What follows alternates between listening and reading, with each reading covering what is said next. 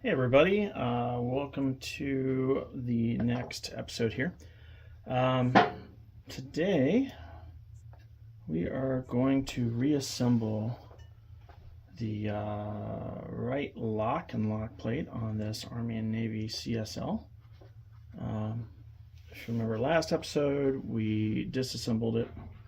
In the meantime, I got it all cleaned up, and so now it's time to put it back together. So it's a pretty straightforward process. Again, you are going to need your spring vise, main spring vise. But we're going to start out. So I cleaned all these up, polished off any surface rough spots. You can see, there's still a slight pitting and discoloration here, but all the active rust is gone on this here spring, which is a good thing. So we're going to go ahead and put all this back together. Just get a little closer here. And hopefully you can hear me better. I've got the microphone turned in the proper direction. And from what I can see, it looks like we're pretty much right in the center of the screen for the process of putting all of this back together. So first thing we're going to do is we are going to put our sear spring back in. There's a little notch here. It corresponds with the notch on this sear spring. You can see I always like to put my screws back exactly, in the part they came off of. Actually, that helps me a little bit here because I can put a thread or two of the screw in, okay, and that's going to hold it in place. And then I can line that up. There we go. And then I can screw this all the way in. Okay. And we're just going to make sure it's tight. We don't want to strip anything.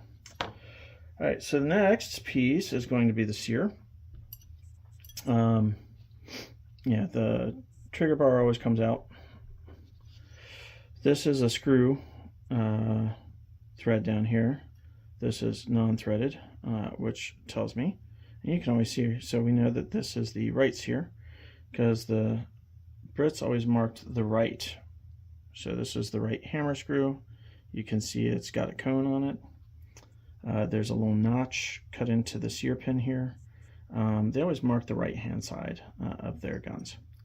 So this is going to go in here. And then we need to compress this up so that will sit in place. And it's just going to take a bit of doing.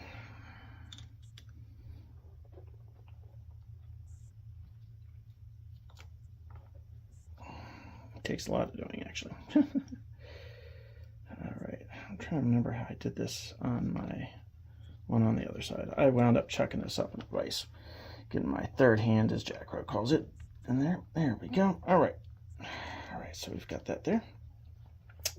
Okay, so the next piece to go in place is going to be the inner workings of the hammer.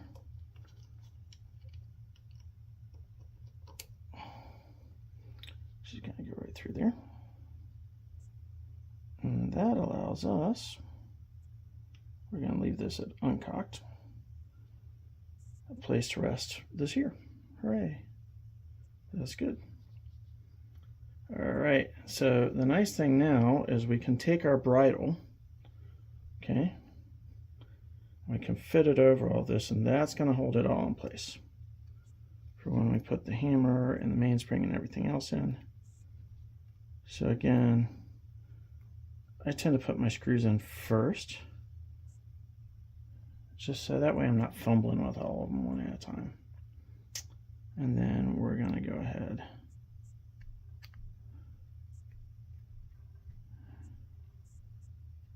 and we're going to get them in there. May take a little bit of jimmying here and there to get them to find their homes. Okay, let's see, get that bridle all the way down.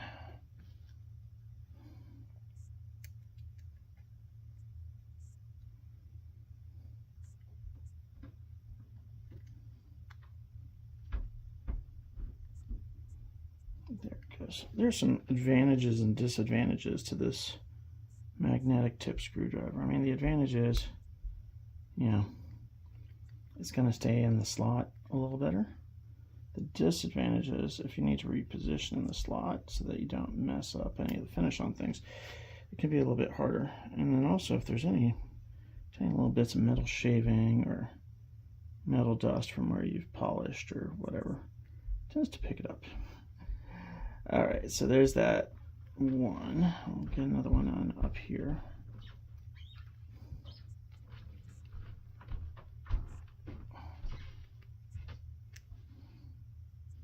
Now that it's down solidly, we don't have to worry so much about, holding it down. I'm just putting my thumb there so we guide the screwdriver and the screw in properly.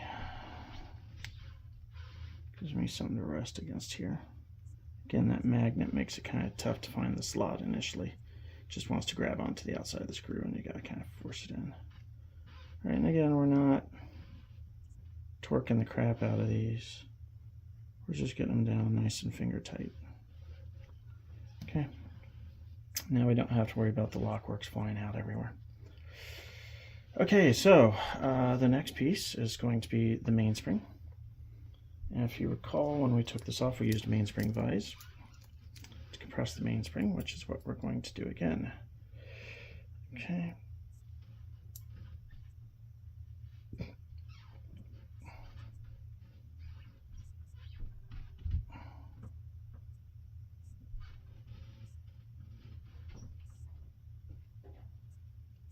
We're going to have to compress this a lot, like a lot more than you may think. Let's try slipping on me there. And honestly, because it slipped up, it might not be able to compress enough. Let's see. No. That is not going to do it. Okay. Actually, and I just realized something. I need to flip this around anyway, because we can't install it if this piece is up against the lock plate, because that's the pin that holds it in place. So we're going to do this.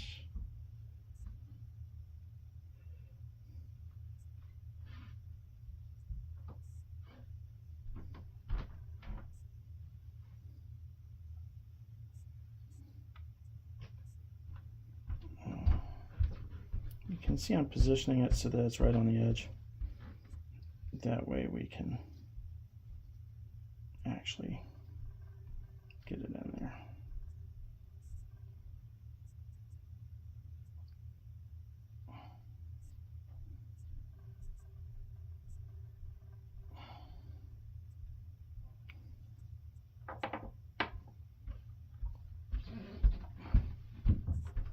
I'm actually using a hole from an earlier accident with a screw and a screw gun in the bench to set that pin in. So now it fits in there. Okay, so the first one we want to do, I was just checking the fit. So we want to hook the stirrup first before anything else. I can tell I've had too much coffee today. Hands aren't the steadiest. Come on. There we go, we've hooked the stirrup. All right. And we may need to compress that 1 or 2 more turns. There we go, because that needs to go up in there.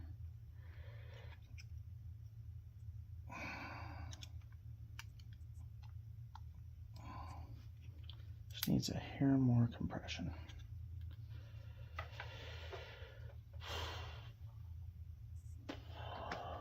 Grab a pair of pliers here.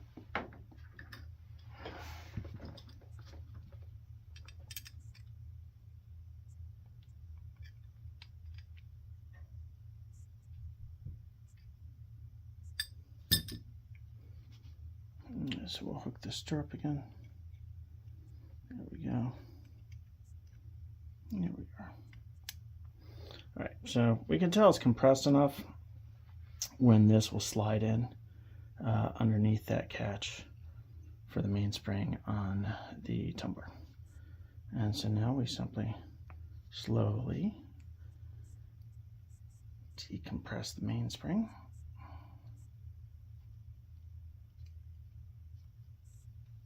And it's totally off attention now. Okay. And we're in. You can see all our pins are lining up. All our screw heads are lining up. Next is to put our hammer on.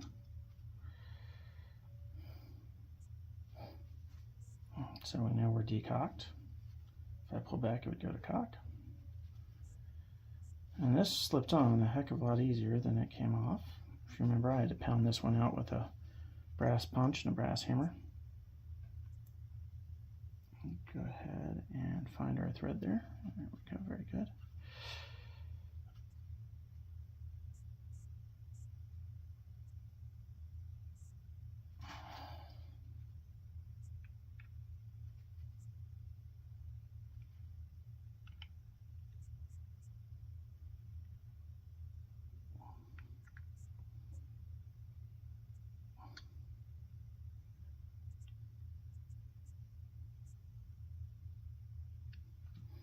All right, we're back together. There we go. All set. This has all been nicely oiled. Not too much oil, but enough that we're not gonna risk any oxidation. And it's all ready to go. So now we've got both lock plates assembled. And it's pretty much set.